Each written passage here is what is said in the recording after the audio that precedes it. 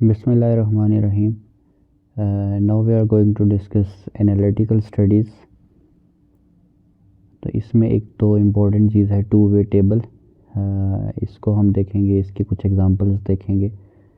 तो two way table में हम बेसिकली एक साइड के ऊपर जो है वो रिस्क फैक्टर रख लेते हैं, एक्सपोजर रख लेते हैं, और दूसरी तरफ डिज़ीज़ का पैटर्न देखते हैं कि डिज़ीज़ जो है वो हुई है या नहीं हुई। फॉर एग्ज़ाम्पल के अगर हम कहते हैं कि कुछ लोग हैं जिन्होंने 2 घंटे टीवी देखा तो उनमें मायोपिया हुआ, और कुछ हैं जिनने 2 घंटे से कम टीवी देखा उनमें मायोपिया नहीं हुआ। तो कितने लोग हैं जिनमें 2 घंटे से ज़्यादा टीवी देखने से मायोपिया हुआ, यानी कि रिस्क फैक्टर भी मौजूद है वाचिंग टीवी लास्ट नाइट, और दूसरी तरफ है कि जिनमें मायोपिया हुआ। और कितने हैं जिन्होंने टीवी देखा लेकिन उनमें नहीं हुआ। और देन फिर कितने लोग हैं जिन्होंने 2 घंटे से कम टीवी देखा और उनमें भी मायोपिया हो गया, या जिन्होंने टीवी तो देखा लेकिन उनमें मायोपिया नहीं हुआ। तो इस तरह से हम इंटरचेंजेबली ये चारों चीज़ें जो हैं वो डिस्कस करते हैं। तो इसमें हम ऊपर जो है वो डिज़ीज़ लिख लेते हैं कि डिज़ीज़ हुई या नहीं, यस और नो। और नीचे लेफ़्ट साइड के ऊपर हम 2 बॉक्सेस बना लेते हैं कि रिस्क फैक्टर पॉजिटिव है या नेगेटिव है। तो इस तरह से हम ए, बी और सी, डी कर लेते हैं। ठीक है, तो हम देखेंगे कि ए प्लस सी से क्या बनेगा, बी प्लस डी से क्या बनेगा, ए, बी और सी, डी से क्या बनेगा। तो हम सबसे पहले डिस्कस करते हैं प्रोबेबिलिटी को। What is the probability that a student has myopia. जो पीछे हमने टेबल डिस्कस किया, इसके अंदर हम देखेंगे कि कितने लोग हैं जिनमें मायोपिया हुआ। तो मायोपिया वाले कितने हैं, जो कॉलम ए में हैं, बॉक्स ए में हैं, जो उनमें मायोपिया हुआ, यानी कि मायोपिया यस है, और सी वालों में भी यस है। नेक्स्ट है कि a student spent less than 2 hours watching TV last night. तो जिन लोगों ने 2 घंटे से कम टीवी देखा, student is myopic and spent more than 2 hours watching TV last night, कि 2 घंटे से ज़्यादा उसने टीवी देखा और उसको मायोपिया हुआ। नेक्स्ट है a myopic student spent less than 2 hours watching TV last night. A student who was watching TV for more than 2 hours last night is myopic. तो ये सारे जो है ना प्रोबेबिलिटी है कि चांसेस हैं, इस बात का इम्कान मौजूद है कि सारी पॉसिबिलिटीज़ जो हैं वो हो सकती हैं किसी भी स्टूडेंट के लिए। तो ये उसने एक फ्रेमवर्क दिया है। Right 1 research question you could answer using the two way table. आप खुद से इसको प्रैक्टिस कर सकते हैं। अब हम 2x2 टेबल के कुछ फीचर्स अगर देखें, तो इसमें जो ए होता है, इसमें वो नंबर होते हैं who are exposed and have the outcome. आप नीचे जो टेबल बना भी हुआ है 2x2 टेबल, साइड के ऊपर राइट साइड बॉटम पे, उसको अगर देखें तो ऊपर लिखा हुआ है आउटकम यस और नो, यानी कि डिज़ीज़ जो है वो आउटकम की सूरत में यस है या नो है, पॉजिटिव है या नेगेटिव है। और नीचे अगर देखा जाए वर्टिकली तो एक्सपोजर लिखा हुआ है, तो एक्सपोजर भी पॉजिटिव है तो यस, नेगेटिव है तो नो। तो इस तरह से हमने ए, बी, सी, डी में हमने देखना है कि क्या क्या पॉसिबिलिटीज़ हो सकती हैं। तो ए क्या रिप्रेजेंट करता है कि number of those who are exposed and also have the disease. जो एक्सपोज भी हुए, एक्सपोजर भी यस है, आउटकम भी यस है, ए। देन बी में देखते हैं, बी के ऊपर अगर आप देखें तो नो लिखा हुआ है। इसका मतलब ये कि exposure yes but outcome is nil. So B is equal to number who are exposed but do not have the outcome. C में there is no exposure but outcome is there. So C is equal to number who are not exposed but have the disease. And then D is equal to number who are not exposed nor have the outcome. फिर हम A B और C D को भी देख लेते हैं। ए plus B ये क्या रिप्रेजेंट करेगा कि total number who are exposed, जिनमें एक्सपोजर यस है, ए प्लस बी। और सी डी इसी तरह से रिप्रेजेंट करेगा टोटल नंबर जिनमें एक्सपोजर निल है, नेगेटिव है। इसी तरह से हम अगर वर्टिकली देखें तो ए प्लस सी ये क्या रिप्रेजेंट करेगा कि वो लोग जिनमें आउटकम यस है, total number who have the outcome.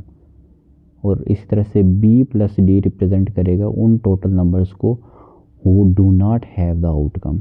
तो इस तरह से A plus B plus C plus D सबको हम टोटल कर लेंगे तो ये हमारी टोटल स्टडी पॉपुलेशन को रिप्रेजेंट करेगा। तो ये 2/2 टेबल था, ये इसका एक ओवरव्यू हो गया। अब हम असल चीज़ डिस्कस करते हैं क्रॉस सेक्शनल स्टडीज़, जिनको हम प्रेवलेंस स्टडीज़ भी कहते हैं।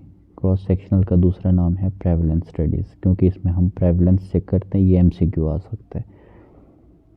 Cross sectional studies are prevalence studies surveys are conducted at one point in time and try to concurrently evaluate exposure यानी कि risk factor and outcome यानी disease in a population। इसका मतलब ये हो गया, जो क्रॉस सेक्शनल स्टडी हम कंडक्ट कर रहे हैं किसी एक ख़ास वक्त में, तो वो हम इवेलुएट करते हैं रिस्क फैक्टर और आउटकम दोनों को, उन दोनों को इवेलुएट करते हैं। It is also called cross sectional comparative study, क्योंकि इसके अंदर हम प्रेवलेंस जो है एक डिज़ीज़ का या हेल्थ रिलेटेड बिहेवियर का किसी एक ख़ास जगह के ऊपर, उसको हम कंपेयर करते हैं किसी दूसरी जगह के साथ। तो इस तरह से ये कंपैरेटिव स्टडी बन गई। तो रिलेशनशिप हम देखते हैं बिटवीन हाइपरटेंशन एंड ओबेसिटी, दो मुख्तलिफ डिजीज़ हैं, तो इन दोनों का आपस में क्या रिलेशनशिप है। तो हम देखते हैं कि subject selected for the study, ये हमारे पास जो एक सर्कल में ब्लैक सर्कल है, इसमें अगर देखें तो ये पूरा हमारे पास एक सब्जेक्ट होगा जिसको हमने सेलेक्ट किया स्टडी के लिए। और अगर हम देखें तो एक जो ऊपर वाला बॉक्स है उसमें आउटकम्स हैं कि जिन लोगों में आउटकम्स है, और नीचे वाले में विदाउट आउटकम। तो 2/2 टेबल हमने अगर कंस्ट्रक्ट करना है तो हम देखेंगे कि किन लोगों में डिजीज़ प्रेजेंट है और किन में एब्सेंट है, तो वो ऊपर हम लिख लेंगे, और नीचे वाली साइड के ऊपर हम रिस्क फैक्टर जिनमें प्रेजेंट है और जिनमें एब्सेंट है। तो इस तरह से ए बी और सी डी लिख लेंगे, और नीचे जमा करके दोनों को ए प्लस सी और फिर नीचे बी प्लस डी दूसरी साइड पे।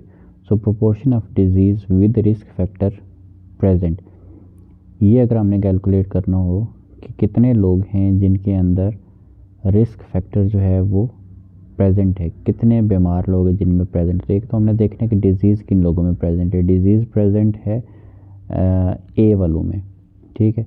तो हम रिस्क फैक्टर और डिज़ीज़ दोनों ए वालों में प्रेजेंट, तो A divided by A plus C.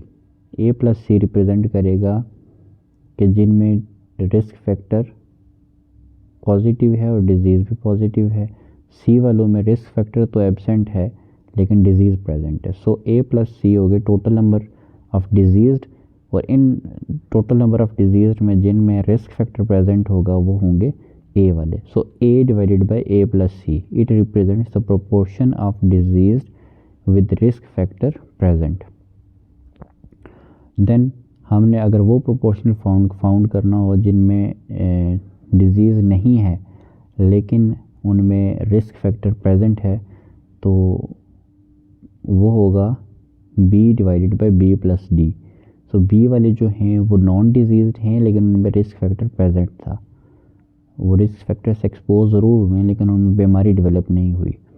तो B plus D represents the total number of non diseased patient.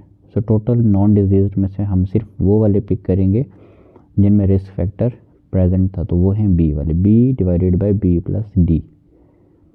इस तरह से रिलेशनशिप जो है हाइपरटेंशन और ओबेसिटी में अगर हमने देखना हो तो हम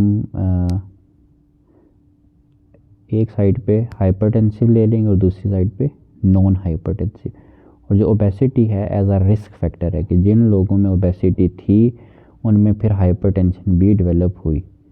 तो हम ओबीस और नॉन ओबीस जो रिस्क फैक्टर है उसको लेफ़्ट साइड पे लिख लेंगे और टॉप पे एक तरफ हाइपरटेंशन और दूसरी तरफ नॉन हाइपरटेंशन। तो हमने देखा कि 18 लोग ऐसे थे जिनमें हाइपरटेंशन हुई और वो ओबीस भी थे, और 11 लोग ऐसे थे जो ओबीस तो थे लेकिन उनमें हाइपरटेंशन डेवलप नहीं हुई। इसी तरह से 22 people were non obese but they developed hypertension, और इसी तरह से 40 लोग ऐसे थे जो ओबीस भी नहीं थे और उनमें हाइपरटेंशन भी नहीं थी। इस तरह से हम अगर टोटल करें तो जो हाइपरटेंशन वाले टोटल थे, चाहे वो ओबीस हों या नॉन ओबीस हों, तो टोटल हाइपरटेंसिव पेशेंट्स आर 40, जबकि नॉन हाइपरटेंशन पीपल जो हैं वो कितने 51 जिनमें हाइपरटेंशन नहीं है। अब हमें अगर कहा जाए कि proportion of hypertension who are obese find करना है तो हम क्या करेंगे, हम देखेंगे कि कितने लोग जो थे वो ओबीस थे और उनमें हाइपरटेंशन भी थी। तो इसका मतलब ये हो गया कि A divided by A plus C। तो A है A is equal to 18 divided by A plus C क्या होगा 18 प्लस 22 जो कि इज इक्वल टू 40। तो इस तरह से 45% जो है हमारा आंसर बन गया कि 45% जो थे वो ऐसे थे जिनमें जो कि ओबीस थे और उनमें हाइपरटेंशन भी थी। फिर अगर हमें फाइंड करना हो कि proportion of non hypertensive obese, कि जो लोग ओबीस तो थे लेकिन उनमें हाइपरटेंशन नहीं थी, तो इसका मतलब क्या हो गया कि B divided by B plus D. B plus D इसलिए कि हम टोटल नॉन हाइपरटेंसिव में से सिर्फ वो वाले अलग करने हैं जो कि ओबीस भी थे। तो इसका मतलब ये हो गया कि C divided by C plus D. So C is equal to 11 और C प्लस डी हो जाएगा 51। तो इसको हम कैलकुलेट करेंगे तो 22%। तो ये आ गई एनालिटिकल स्टडी हमारी ये। फिर केस कंट्रोल स्टडी आ जाती है आगे, जिसको हम रेट्रोस्पेक्टिव कहते हैं, यानी कि हम बैकवर्ड मूव करते हैं, पीछे की तरफ जाके हम देखते हैं। इसमें आउटकम पहले से हो चुका होता है। इसके लर्निंग ऑब्जेक्टिव क्या है कि इसकी बेसिस क्या होती हैं इस स्टडी डिज़ाइन की, इसकी मेथडोलॉजी क्या है, इसके एडवांटेज डिसएडवांटेज क्या है इस स्टडी के, और फिर हम एनालिसिस इसमें कैसे करते हैं और क्या करते हैं। Solve the problem based on design, understand the role of confounding factor in the study design, and then understand the bias in the study design. तो case control study it investigates the case of disease, cause of disease sorry. तो cause of disease जो है वो rare condition जो है उसके लिए हम इस्तेमाल करते हैं। 2 groups of individuals are compared, one with disease जिसको हम केसेस कहेंगे, with those who are free from the disease जिसको हम कंट्रोल कहेंगे। तो इस तरह से हमने 2 ग्रुप्स बना लिए, दोनों में कंपैरिजन कर लेंगे। एक में डिजीज़ होगी जिनको हम केसेस कहेंगे, दूसरे में डिजीज़ नहीं होगी जिनको हम कंट्रोल्स कहेंगे। The occurrence of the possible cause is then compared between cases and controls, i.e. it measures the prevalence of exposure in cases and controls. Distinct features क्या हैं जो कि स्टडी को मुनफरिद बनाते हैं। Outcome has occurred before the start of the study, कि जब हमने स्टडी शुरू की तो ऑलरेडी उससे पहले ही आउटकम आ चुका था, हमने उस आउटकम से रिवर्स गियर लगाया और पीछे की तरफ गए। The study proceeds backward from the effect to cause, कि इफ़ेक्ट आ गया, हमने पीछे जाके देखा कि उसकी काज क्या बनी थी, वजह क्या बनी थी। It uses a control or comparison group to support or refute an inference, कि हम किसी भी नतीजे पे पहुंचने से पहले हम इसको कंपेयर करते हैं एक ऐसे ग्रुप के साथ जो इसका मुतज़ाद हो। तो study design of the case control study क्या होगा कि हम अगर देखें तो टाइम जो फॉरवर्ड डायरेक्शन में टाइम जा रहा है, हमने रिवर्स जाना है उसके इंक्वायरी के लिए। Direction of inquiry is backward. तो जो टोटल पॉपुलेशन है उसमें से हम केसेस देख लेते हैं। जिनमें पीपल विद डिजीज़ थे और कंट्रोल जिनमें डिजीज़ नहीं थी। अब केसेस में अगर देखा जाए तो हम देखेंगे कि कौन से लोग थे जिनमें एक्सपोजर या रिस्क फैक्टर पॉजिटिव था, वो एक्सपोज्ड थे, और कौन से थे जो एक्सपोज्ड नहीं थे। इसी तरह से हम कंट्रोल वालों में भी ऐसे कंट्रोल सेलेक्ट करने कि हम उनमें देख सकें कि माजी में उनमें वो एक्सपोजर या रिस्क फैक्टर जो था वो पॉजिटिव था या नहीं, कि आया वो एक्सपोज्ड हुए थे या नहीं हुए थे, ताकि हमारा जो मुकाबला हो या जो कंपैरिजन हो वो मेरिट की बेसिस पे हो। मेथोडोलॉजी क्या इस्तेमाल करेंगे? सबसे पहले हमने स्टार्ट करना है एक हाइपोथेसिस से, एक मुफ्रूज़े से। हमने केसेस को डिफ़ाइन कर लेना है। केसेस के मुकाबले में हमने कंट्रोल्स को सिलेक्ट कर लेना है। कंट्रोल्स को सिलेक्ट करने के बाद हम मैचिंग कर लेंगे कंट्रोल्स की, और एक्सपोजर जो है उसको मेजर कर लेंगे कि एक्सपोजर जो है वो क्या क्या था, कितना कितना था, और उसके बेस पे फिर हम एक एनालिसिस बिल्ड करेंगे। तो सबसे पहले हो गया हाइपोथेसिस। तो हाइपोथेसिस दो तरह के होते हैं, एक होता है नल हाइपोथेसिस, एक होता है अल्टरनेटिव हाइपोथेसिस। तो नल हाइपोथेसिस जो है इसको हमने रिफ्यूट करना होता है, गलत साबित करना होता है। अल्टरनेटिव हाइपोथेसिस वो होता है जो एक्चुअल मफरूज़ा बनाया गया होता है, या नल हाइपोथेसिस को जो अपोजिट होता है, जो उसका अल्टरनेट होता है, उसको अल्टरनेटिव हाइपोथेसिस कहते हैं। फिर हमने सबसे पहले क्या किया, हाइपोथेसिस हमने बना लिया कि उसमें एक तो हमने नल हाइपोथेसिस रखा और दूसरा अल्टरनेटिव हाइपोथेसिस, दोनों एक दूसरे के अगेंस्ट होंगे, कोई एक दोनों में से ठीक होगा। और हमने हाइपोथेसिस के बाद आपने केसेस को डिफ़ाइन कर लिया, ऑपरेशनल डेफिनेशन बना ली। फिर हमने केसेस की डेफिनेशन के बाद केसेस को सिलेक्ट करना शुरू कर लिया। अब केसेस को सिलेक्ट करने के लिए हम या तो कम्युनिटी से उनको उठा सकते हैं, या फिर हम हॉस्पिटल से ले सकते हैं। इसी तरह से हम कंट्रोल्स को भी सिलेक्ट करेंगे। कंट्रोल्स हम हॉस्पिटल से ले सकते हैं, या उनके रिलेटिव्स ले सकते हैं, जो कंट्रोल केसेस थे उन्हीं के रिलेटिव्स ले लिए, या उनके नेबरहुड से कंट्रोल ले लिए, या फिर जनरल पॉपुलेशन से भी हम कंट्रोल उठा सकते हैं। अब हमने इन कंट्रोल्स की मैचिंग करनी है। मैचिंग ऐसा प्रोसेस है by which we select control in such a way that they are similar to cases with regard to certain pertinent selected variables, e.g. sex, age, which are known to influence the outcome of the disease and which, if not adequately matched or comparability, could distort or confound the result। तो matching का मतलब ये हो गया कि हमने controls ऐसे select करने हैं जो कि केसेस से सिमिलर हों मुख्तलिफ वेरिएबल्स के एस्पेक्ट में, जैसे कि उनकी उम्र होगी या उनका जेंडर हो गया। अब इसका फ़ायदा हमें ये होगा कि ये चीज़ें जो हैं वो आउटकम के ऊपर हमें आसानी से कंपेयर करने में हेल्प आउट करेंगी। और अगर ऐसा नहीं है, ये चीज़ें सिमिलर नहीं है, ये वेरिएबल्स सेम नहीं हैं, तो हम कंपेयर नहीं कर पाएंगे सही से, और फिर कंफाउंडिंग आ जाएगी हमारे रिज़ल्ट में, हमारे रिज़ल्ट डिस्टॉर्ट हो जाएंगे या फिर बाइस्ड आ जाएंगे, उनमें एरर आ जाएगा। फॉर एग्ज़ाम्पल अगर हम देखते हैं कि एक स्पेसिफ़िक डिज़ीज़ जो है वो प्रेग्नेंट ख़वातीन को अफेक्ट कर रही है, ये हमारे पास केसेस हो गए। अब ऐसा नहीं हो सकता कि हम कंट्रोल ग्रुप में वो लोग रखें जो कि नॉन रिप्रोडक्टिव एज में हों, यानी उठाई तो हमने ख़वातीन, लेकिन वो या तो 13 साल से कम उम्र की थी, या फिर वो 65 साल से ज़्यादा उम्र की थी, या हम जो आइडियली रिप्रोडक्टिव एज होती है वो 15 to 49 ईयर्स कंसीडर की जाती है। इस रेंज में से उठाने के बजाय हमने एक्सट्रीम एज लोअर या अपर से उठाना शुरू कर दिया, तो वो प्रॉपर मैच नहीं बना फिर, यानी आप उन दोनों चीज़ों को कंपेयर नहीं कर सकते। या फिर आप दो अलग अलग जेंडर्स को आपस में कंपेयर करेंगे तो वो भी कंफाउंडिंग लेके आ सकते। तो आपने कंट्रोल्स ऐसे सेलेक्ट करने जो कि ट्रूली रिप्रेजेंट करें, कि वो जस्टिस कर सकें कंपेरेबिलिटी में।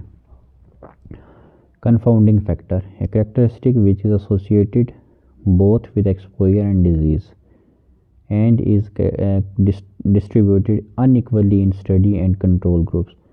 although it is associated with exposure under investigation is itself independently of any such association a risk factor of the disease।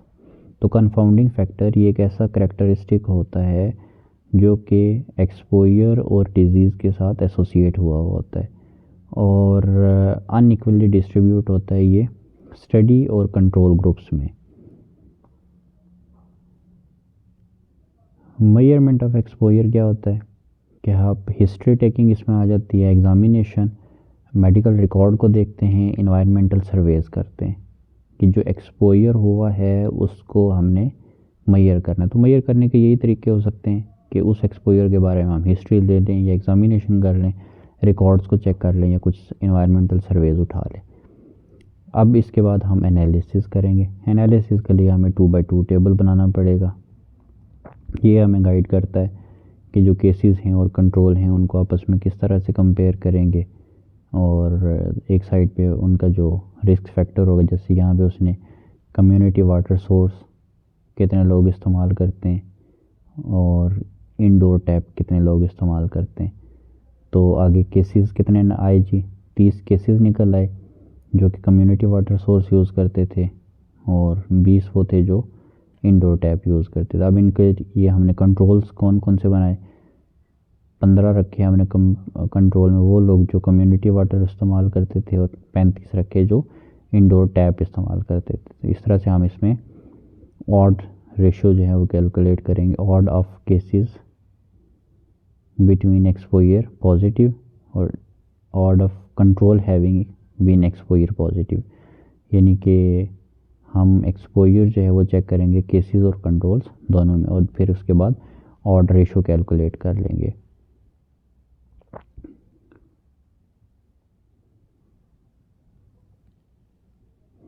तो ऑड रेशियो क्या होती है, A multiply by D divided by B multiply by C.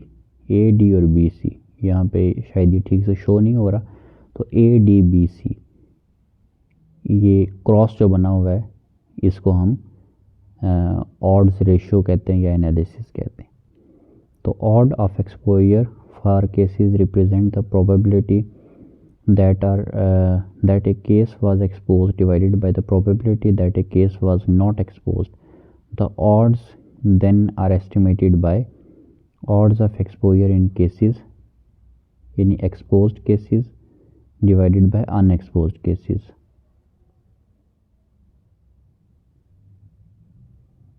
Exposed cases divided by all cases और फिर unexposed divided by all cases, यानी A divided by A plus C और C divided by A plus सी।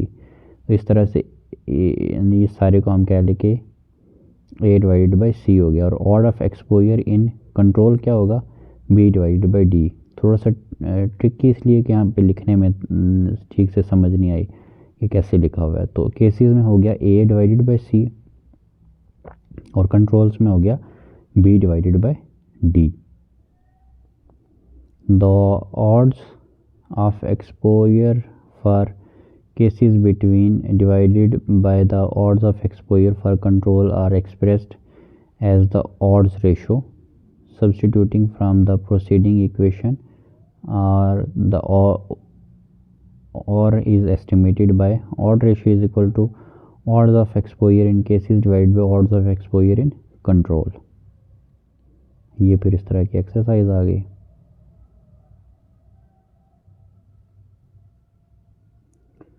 अब हम advantage देख लेते हैं case control study के। Case control study is well suited to the study of rare disease. तो rare disease कोई हो तो उसके लिए फिर हम ये स्टडी इस्तेमाल करते हैं। रिलेटिवली क्विक टू कंडक्ट, कब टाइम लगता है, पैसा कम लगता है और कंपैरेटिवली फ्यूर सब्जेक्ट इसमें रिक्वायर्ड होते हैं। एग्जिस्टिंग रिकॉर्ड जो है वो ओकेजनली यूज़ किया जा सकता है। नो रिस्क टू सब्जेक्ट, क्योंकि ऑलरेडी जो है ना वो उनमें आउटकम तो आ चुका होता है। तो it allows to study multiple potential causes of the disease. Disadvantage क्या है, इसमें रिकॉल बायस या फिर रिकॉर्ड जो है ना वो इंफॉर्मेशन का या पास्ट एक्सपोजर का उसमें एरर आ सकता है, या कभी हमें रिकॉर्ड मिलेगा ही नहीं या गलत मिलेगा, या फिर रिकॉल ठीक से नहीं हो सकेगा, उसके ऊपर रिलाई करता है ये। Validation of information is difficult from subject or sometimes impossible. जो भी इंफॉर्मेशन या मालूमात आपको मिली है वो कितनी वैलिड है, ये इसके बारे में कोई हतमी बात नहीं की जा सकती। Selection of an appropriate comparison group में भी डिफ़िकल्ट। समटाइम्स आपको केसेस तो मिल के, लेकिन कंट्रोल ग्रुप जो है ना उसको सिलेक्ट करना कंपैरिजन ग्रुप को मुश्किल हो जाता है। Rate of disease in exposed and unexposed individuals can be determined. जो रेट है डिजीज़ का तो उसको आप डिटरमिन नहीं कर सके एक्सपोज्ड और अनएक्सपोज्ड इंडिविजुअल्स में। So what is the purpose of the control group in a case control study? To provide information on the exposure distribution in the population that gave rise to the cases. Effect of confounding। एक बंदा है जो smoking करता है, उसमें cancer larynx का होने का ख़तरा काफ़ी ज़्यादा है, और एक है जो कि अल्कोहल कंजम्पशन भी करता है, उसमें भी कैंसर होने का लैरिंक्स का ख़तरा है। अब एक बंदा है जो कि दोनों काम करता है। अब स्मोकिंग जो है ना वो असल वजह है कैंसर काज करने की, तो इसमें जो हमें नहीं पता चलेगा कि उसमें जो कैंसर हुआ है वो स्मोकिंग की वजह से या अल्कोहल कंजम्पशन की वजह से। तो जो अल्कोहल कंजम्पशन होगी ये कंफाउंडिंग वेरिएबल के तौर पे यहाँ पे काम करेगी। तो potential error in epidemiological studies, error क्या क्या हो सकते हैं? रैंडम एरर हो सकता है, कोई बायोलॉजिकल वेरिएशन या sampling error. Random error is divergence due to change alone of an observation on a sample from the true population value, leading to lack of precision in the measurement of an association. This can be because of biological variation, sampling error. दूसरा है potential error in epidemiological studies कि bias या systematic error. It is systematic error in the determination of the association between the exposure and disease. It occurs in epidemiological when there is tendency to provide results that differ in systematic manner from the values. Confounding bias, memory bias, selection bias, measurement bias, ये सारी जो है ना इसकी categories हैं। Again odds ratio आ जाती है, ये एक्सरसाइज है that you are suppose to do. Good study design क्या होता है? जिसमें कंपैरिजन आपको अच्छा मिल जाए, क्वांटिफाइड हो कंपैरिजन, टेम्पोरल सीक्वेंस हो, बायोस मिनिमाइज्ड हो। That's it. Finally you are nothing but a number of days, and whenever a day passes away a part of you passes away. ये हमारे उस्ताद मोहतरम की कोटेशन जो कि हमें भी अच्छी लगी। हसन अल बसरी साहब ने ये फरमाया है, अच्छा फरमाया। इसी पर हम इख्तिताम करते हैं। अल्लाह हाफिज़।